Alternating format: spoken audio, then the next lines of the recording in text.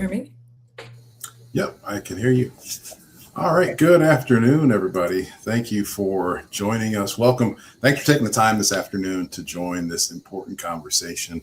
This conversation is really all about the future of work. And when we talk about the future of work, we're not talking about it from the lens of technology, productivity, or performance alone, although we're going to talk and touch on and talk about those things. It's really about the people, because when organizations are overwhelmed or burned out or disengaged or struggling silently, then organizations pay the price typically through things like higher turnover, lower productivity, increasing healthcare costs. And we're going to talk a lot about that. And of course, workforce instability. So today we're going to challenge the traditional reactive approaches that we see and explore why the future belongs to organizations that can see things sooner, that can support their teams earlier, and that can lead healthier, because the future of work is healthy or else it doesn't work. So today we're going to talk about how health intelligence and leadership strategy can redefine workforce performance going forward. And to do that with me today is Corlette DeVoe. Corlette? Good afternoon, everyone, and thank you so much, John. My name is Corlette DeVoe, and I'm the CEO and co-founder of RM2.ai. It is a health intelligence platform that is designed to provide visibility between doctors' visits. But we're here to talk about a lot more than that. John? Yeah, absolutely. So we want to talk about things like, kind of leading into the invisible workforce crisis. And these are things that organizations struggle with, but they don't always understand why. And a lot of times it's because employees are showing up and they're doing something that we call quiet working. We heard quiet quitting years ago, and we're familiar with what that term was. But now quiet working is something that's taken a lot more of a prevalence in workforces and organizations, and you see it in a couple of different ways. So organizations can see that quiet working when they see attendance maybe dipping off a little bit. They can see that tasks may be completed but not really completed at the high level. People are still showing up at meetings. People are still kind of basically meeting the productivity metrics that they're looking to meet, and their levels of availability vary. But really what organizations tend to miss is they miss where their employees are cognitively being fatigued. They're struggling because they don't exactly know how to navigate through the things that are challenging them. So from the standpoint of the fatigue that they are bringing to work, that's where that term quiet working comes from, because they're there, but they're not really there. And there could be things going on behind the scenes that organizations miss. They can be struggling with things like being a caregiver at home, and those are things that can exhaust them. We could see burnout. We could see decision fatigue, where they're struggling to make key decisions because their mind just isn't clear. They're just not really fully present. That leads to a lot of that emotional depletion, where people feel exhausted, where people can struggle to really, bring their full selves to work. And then we see that silent disengagement. So again, that's that quiet working where they're there, but they're not really there. And the quote you see down at the bottom of the screen there is really what that looks like in real time, is that the human will tap out before the worker does. And what that means is the individual, what they're bringing to the company, what they're bringing to work with them every day, just mentally, they're just not there, and they're tapping out because there's so many things that are happening in the background with a lot of these individuals that as organizations, we just may not be aware of. Hey, John, tell me, Yes. do you think that organizations can improve what they cannot see? Yeah, they can improve what they can't see, but it takes a different approach to get there. If they can't see it, then it really leans into leadership, and leaders having the relationships with their team, relationships with the individuals that are on their team, who could really understand kind of what's going on in the background. And there's some true costs that come with that disengagement and some of the struggles that we see. So we see the numbers here on the screen: $430 billion that's lost globally from each year from organization or from employee disengagement, employees not really being tied into the work that they're doing, not bringing their full effort. Only 31% of employees right now would consider themselves engaged at work. So if you flip that around and think about that, that means that nearly 70% of our employees, of our team members, of our workers, they're just there. They're just kind of a warm body in a seat, but they're not truly engaged in the work. 28% are reporting that they have frequent burnout symptoms. So it's not just burnout, but it's frequently getting burned out. We see absenteeism. We're going to talk about two different terms, absenteeism and presenteeism. But we see higher absenteeism rates among those employees that experience that burnout because they have to take care of themselves. So they just, they'll call out sick more often. They won't be as engaged. So one of the concepts that we are hearing more about is presenteeism. So, a lot of people will recognize and understand absenteeism because we see it. But presenteeism is different. People are physically present, but they're mentally, they're emotionally, or they're physically operating at only a fraction of their overall capacity. And so when they're doing that, then we see a lot of the things that we struggle with. We see these things over on the right-hand side. We see that emotional disengagement. We see that decision fatigue. We see creativity tends to struggle. Creativity tends to really not even, they won't even show that creativity that a lot of times we hire them to see, right? That's one of the more frustrating things for leaders is when you have somebody on your team and you know that there's so much there, but you're just not able to get to it or they're not bringing it to the table. And if we're not tied into understanding the things that may be happening in the background, then it's really, really a struggle for us to get them to a place where they are being creative, when they are coming to us with clear decisions, clear thought processes. We tend to see increased errors. We tend to see more mistakes. We tend to see things getting missed more often and more frequently. We tend to see more communications breakdowns, and we see things that are really going to impact our ultimate bottom line and impact it through our customers as well. So a lot of these things that are happening and a lot of the statistics that we see here, those are things that can be addressed, that can be viewed, that are potentially avoidable. And I think, Carlette, as we kind of transition to the next area, we want to talk about reactive care because there's a difference between employers being proactive and being reactive. So I'd love to get some of your thoughts around that reactive care, the cost of reactive care to employees. Thank you so much, John. I appreciate all of the information that you've shared. I think my lighting just went out, but I do want to talk about the cost of reactive care to employers. You just talked about the cost of revenue to the employees. Mm-hmm. Let's talk about the employers, because the reality is, as an employer, you care about cost. It doesn't matter what.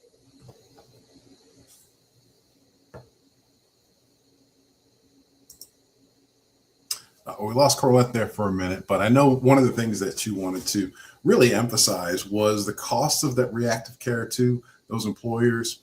And we see that the big number there, $575 billion, is the annual cost to employers who have poor employee health or inadequate mental support. And that's statistics from the World Health Organization in 2023.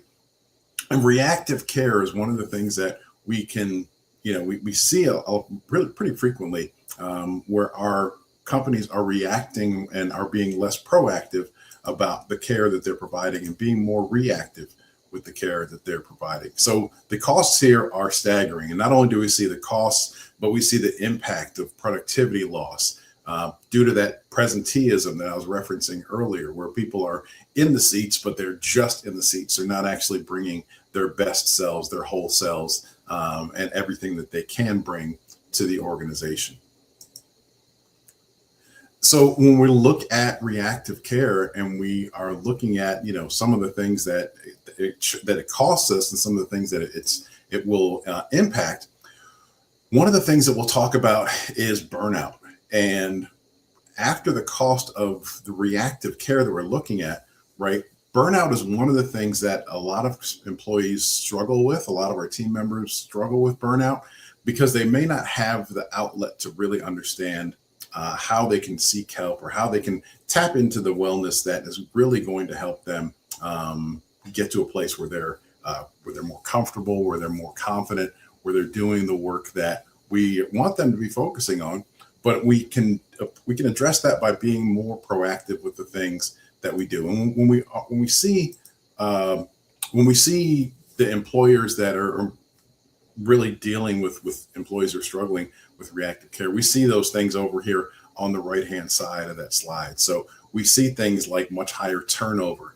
On one of the previous slides, that 74% of people who are disengaged, who are struggling in some capacity at work, they want to or tend to be looking for a new job. And we all know, as HR professionals, we all know that the cost of replacing someone is a lot more than it is to retain someone. So we want to reduce turnover the most that we can. So we see higher turnover rates. We see the workforce instability. And I think one of the hidden things with workforce instability is we're not only, when we have high turnover, when people are transitioning in and out of the organization, we're not only losing that individual and losing what they can bring to the table, but we're losing all the institutional knowledge that they had with them, all the institutional knowledge that they bring to the table. So we have to spend, typically 3 to 5 months for a new employee just to get to a baseline point where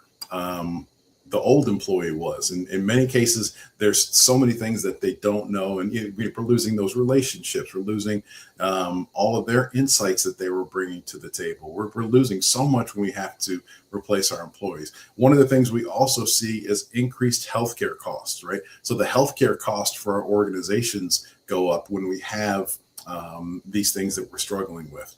We talked about reduced engagement. We talked about the reduction in productivity. So all of these factors go into how, when we're at an organization and we tend to be more reactive than proactive, these are the things that we can tend to struggle with. So let's talk about the future of work and some different leadership models that we can tap into. When you think about reactive organizations, again, they tend to be in that place where they're waiting for things to surface, waiting for things to come up before they act. And a lot of times, by the time we see those things, by the time that we are dealing with those things, I don't want to say that it's too late, but I would certainly say that it is a lot harder to deal with those things on the back end than it would be if we were able to address it up front. We tend to normalize exhaustion as ambition. And what that means really is when we have a culture that is really driven off of kind of squeezing as much out of the orange as we can, when we have that type of culture that exists without the balance of, focusing on wellness, being proactive about giving other opportunities for people to have a little bit more structure to their lives, not just being about work. When we normalize that exhaustion and we mask it as ambition, that's a way that organizations tend to burn out their employees. We tend to really look at things when they are declining, but we tend to look at it again a little bit after the fact. Instead of being on it early on, we tend to be a little bit after the fact with it. So we're slower to react, we're slower to adjust, we're slower to respond, because we're dealing with data that's typically 2 to 4 months behind some of the issues that we could have addressed or taken care of previously. When we only look at output metrics, and that's the only thing that we look at as organizations, and that's something that can contribute to old, outdated workforce models. And then when we're looking at people and managing them transactionally, instead of looking at how we can lead them transformationally, that's another thing when we see reactive organizations struggling with. So where do we flip that to? How do we shift that? We want to talk about proactive organizations, and proactive organizations thinking through a couple of different lenses. One of the lenses is around how we are working with our talent, how we're supporting our talent, how we're developing our talent, but also how we are providing the resources for them to lean into things like wellness, into their health. We're leaning into creating those cultures of support, leaning into those cultures of psychological safety. We want to prioritize the human and recognize that the better that we are at prioritizing the people in our organization, then that's going to make our organizations that much stronger. And it's really a strategic approach that we take to that, as opposed to the more transactional approach. And we want to lead humans. We want to lead people, not just workflows. And I say this all the time to leaders that I work with. People don't care about the alphabet soup in your email address. They don't care about, your title. They don't care about all of those things. They care about how you treat them. They care about how you lead them, and they care about how you care about them, right? Those are the things that leaders, when leaders can recognize that and be intentional about doing those things, that's where we see that proactive model coming into place, because then it's less about managing the tasks and it's more about leading the people. And those organizations that are going to be successful going forward, especially as we're getting into more things around AI, and the AI, of course, has so many wonderful things that it can help us do, but it's also brought about a tremendous amount of fear from employees, wondering, is my job going to be replaced by AI? Am I going to lose the status that I've had? Am I going to lose the opportunities that I've had because AI is going to take over all of those things? The reality is, if we are leading people in a way that we can have those open lines of communication, we can pivot those conversations away from what AI is going to do, because AI is going to take care of a lot of the tasks. So now, how can I lean into your superpowers? How can I find out what you do better than anyone else? And then we can have AI do the mundane things, and we can find ways for you as an individual to be even more valuable in many ways to the organizations. And so, Corlett, and we've talked about a number of things. I do want to offer you opportunity. I know there are a couple things you may have wanted to talk about on previous slides. Would you like to go back to either one of those slides and reiterate any of the things that are important? Sure, absolutely. Absolutely, John. If you can go back to the slide talking about the cost of reactive care to employers. Yes. Mm-hmm. You talked about cost to lost revenue by employees. But if you look at this from an employer's perspective, you'll see the significant amount of money at a macro level. According to the World Health Organization in 2023, this is a huge number. $575 billion is what it cost employers due to poor employee performance and health, mentally and physically. And we do know that mental health, we've been talking about mental health for a very long time, and we've seen the impact of mental health when it comes to individuals doing things, hurting other people, committing suicide. That is a very serious issue, and one that we should not overlook. $225.8 billion in annual cost due to poor mental health. That's a huge number.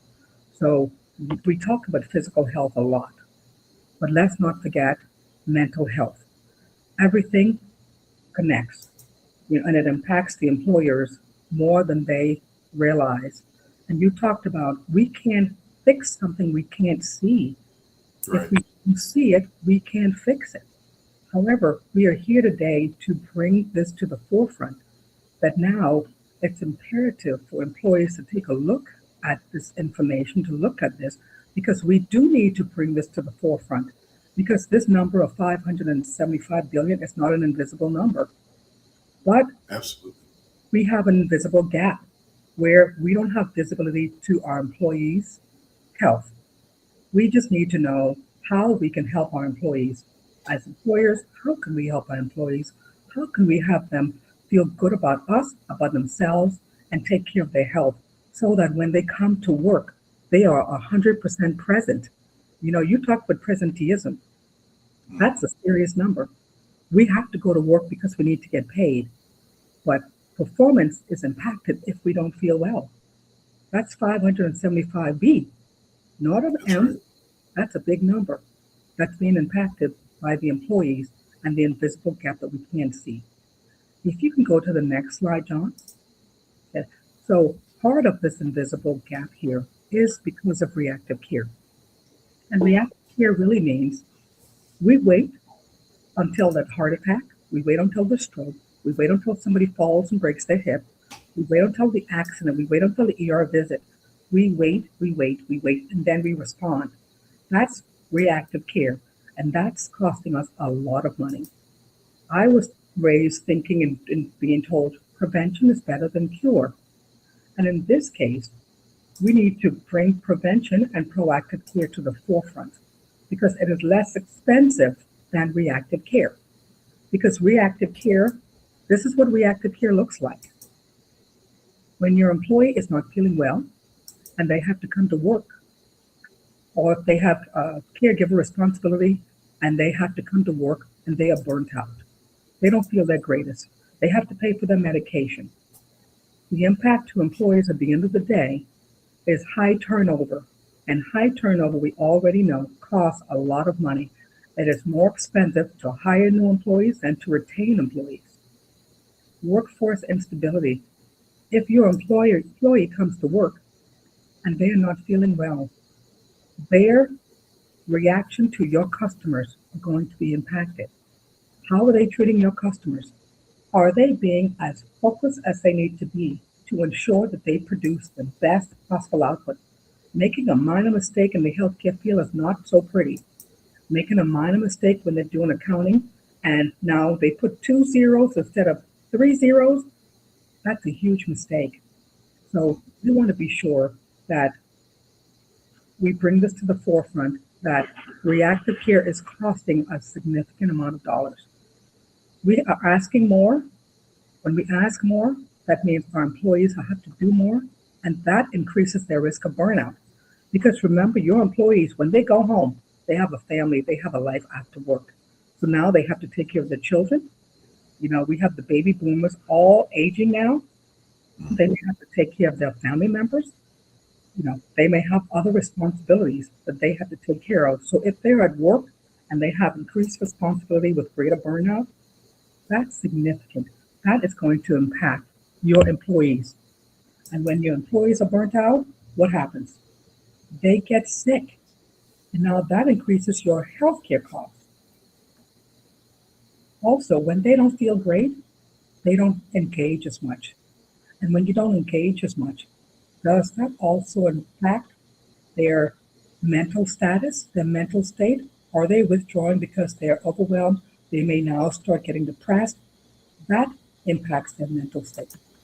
So when you have employees and you stay in this reactive mode, it impacts productivity. And we know that silent productivity erodes your organization and costs a significant amount of money. So we want to encourage leaders, employers, and those who have the ability to focus on proactive care. And proactive care means you're now focused on your health and wellness of your employees. And how do you do that? Next slide, John. Yeah. And as I transition, Corlett, what happens when burnout gets normalized in organizations? What typically happens to the employee as well as to the organization? When we all become so accustomed to that, again, it impacts the productivity of the employees and it ultimately impacts your bottom line. You are now going to have everyone is accustomed to, oh, John is sick. He's not doing well, but at least he's here. That's Right. a no.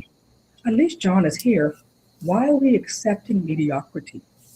If we continue to accept mediocrity and make excuses, then we are going to accept our low revenue and our low income and our bottom line. Oh, you know what? At least we're not losing money this year. At least, we're still open. We're normalizing lack of productivity, low productivity. And that everything stems from the reactive care. Yeah. So let's talk about that invisible gap. How can we close the gap? And what is the gap all about? Here's the gap. The invisible gap. The reactive care model means when we go to the doctor, we get a thumbs up. You know what? You're stable. You go to the doctor and you're fine. You don't have to come back until next year. Well, what happens between today and next year? Who is monitoring that? That is the invisible zone. And so, who promises you that next year you're going to come back in good shape and as Right. good as you were today? When we look at one snapshot in time, we miss a whole lot of subtle changes that occur. We can't look at one snapshot. Reactive care looks at one snapshot and assumes that you're going to stay stable, you're going to stay just like that for the next year. And you miss that invisible gap, that invisible zone where your blood pressure may be variable. You may not be taking your medication because you're forgetting. You are running around taking care of your children, your parents, and your neighbor. There are subtle changes that are happening as a result of your daily life. So no one is really watching and looking and monitoring continuously the impact that your daily life is having on your health. I just got a promotion. I'm stressed out, and God, my kid, I've got to take care of my kid. My kid is sick. My mother is not doing well. She fell last week. I have a lot going on in my work life, but my personal life as well. And all of that is the invisible layer when nobody is seeing, because internally I'm here, but I'm not doing well inside because I'm so stressed. And when you're stressed, stress has a way of harming you, from your blood pressure increasing, your heart rate increasing, and so much more. So we need to close that gap. When we close that gap, we can reduce the acute events, the heart attacks and the strokes and the emergency room visits, because no one is watching, my health is declining, and something catastrophic happens. We want to close that. We want to make the invisible visible. And that's what is important, to ensure that employers can discontinue or stop losing money based on the employees' lack of productivity or performance. I know that there's a tool that we want to talk about and showcase a little bit, that's around health intelligence. So really bringing some rigor to what you were just talking about, kind of making the intangible tangible, in a way. So talk to us about the health intelligence tool. We talked about that invisibility gap. What happens between doctors' visits? Well, we've developed a health intelligence technology that now gives visibility to the family members and the individuals about their health between doctors' visits. And here is how health intelligence works. It's a comprehensive overview that is non-invasive, by the way. It is non-invasive, where you wear a device, any wearable device. We have integrated with wearable devices. And it first starts with this, with pulling data, continuously monitoring your health 24/7 by constantly pulling your vitals and data from a wearable, whether it's a watch or a ring. When you start pulling the data and you're now continuously monitoring, the next step is having the visibility to see what's going on.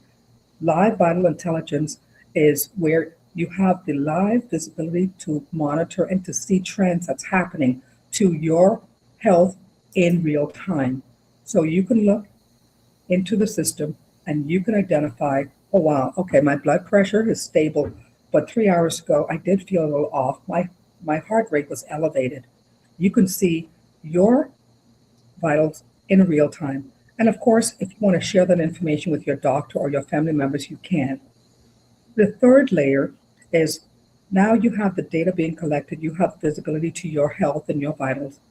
You are now able to see the risk and the signals based on the vitals and the information that you are able to see in your account. The risk signal detection is incredibly important, because that is what you want to share with your doctor. You want to share this with your doctor and say, doctor, what's going on here? This has been happening over the last 2 months. Can you tell me what's going on? And when you share this with your doctor is now able to make intelligent decisions about what's been happening to you between visits. That is the only way, because one snapshot is not enough to tell you that you are fine. There's a lot of subtle changes that are happening between visits. So health intelligence goes from data to intelligence to now being able to make intelligent decisions about your health and what's going on with you between visits. And that's what health intelligence is all about.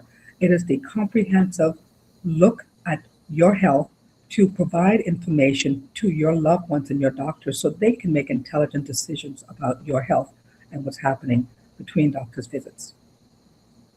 That's really important.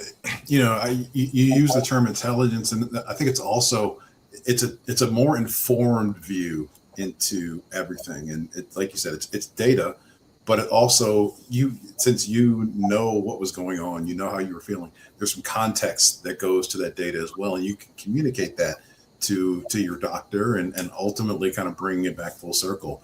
The more that you are taking care of yourself, the better that you will be at work and allow you to be a little bit more dialed in. I know there's a quick video that we want to show. So let me transition to the video. We'll show that, and then we'll come back and talk a little bit more about the role that leadership can play into this whole experience. Workforce is getting sicker, and you're already paying for it. 6 in 10 employees have a chronic condition. 4 in 10 have 2 or more. 90% of healthcare costs are tied to it. HR is expected to solve it, while healthcare and claims costs rise. Visibility stays low, and we continuously react to emergencies. What if you had earlier awareness of potential health trends? RM2.AI, early warning health intelligence, designed to deliver trend insight and risk modeling to support proactive engagement and care. Support your people sooner, make smarter decisions, and take control of rising healthcare costs with proactive insights. This isn't just employee wellness. This is workforce risk management. Stop reacting. Start seeing. Take control with RM2.AI. John, RM2.AI is the health intelligence platform that provides visibility between doctors' visits. But there's one important thing I must note, that RM2.AI is health intelligence at its highest level. It does not diagnose, nor does it provide information other than just presenting the data that is collected from the individual. So it is not a replacement for medical advice from doctors. This is clearly simply just information that's being provided that should be shared with doctors and family members as the individual sees fit. So I wanted to clarify that. Okay. Yeah. Thank you. Yeah, that's important clarification. So thank you for that. So I think as we get close to wrapping this, I think it's important that we kind of tie the whole thing together. So we talked a lot about the organizations. We showed some data, some numbers about disengaged employees, about employees that aren't showing up as their best. We talked about presenteeism versus absenteeism, and how organizations that are more proactive have opportunities to really make a difference in not only the experiences of their employees, but that's also going to drive the impact to the bottom line. It's going to see higher engagement, but it doesn't really work if the employee isn't healthy, right? Like we can do all of the right things, but if we're not also supporting the employee's health, then we're only covering half of what we can really support our employees with. Absolutely. Absolutely. And John, I think this is a very timely conversation that we're having. And as you mentioned here, and the topic is the future of work is healthy or it does not work.